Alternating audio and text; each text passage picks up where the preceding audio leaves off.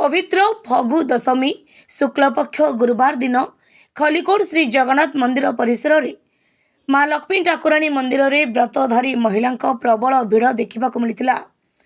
खलिकोट और आखपाख अंचल विभिन्न ग्राम मानकरू व्रत पालन करुवा महिला माने जगन्नाथ मंदिर बेढ़ा परिक्रमा करी जगन्नाथ सकाळ आरती द्वार फिटा द्वारपाल पूजा सूर्य पूजा नीति समापन पर जगन्नाथ मंदिर परिसर में थिबा लक्ष्मी मंदिर में महिला माने लक्ष्मी आवाहनी बाल धूप आरती करी सूता निर्मित व्रतरे लक्ष्मी 10 नाम मंत्र उच्चारण करी विधि मुताबक पूजा करथिले।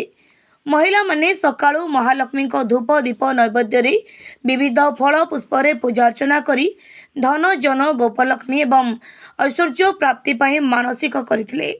महिला माने उपवास रही निष्ठार सह घरे पारंपरिक ओडिया घरर खाद्य मंडा अटकाली रांधि तुलसी चौरा मूल पूजा करी व्रत को धारण करथिले।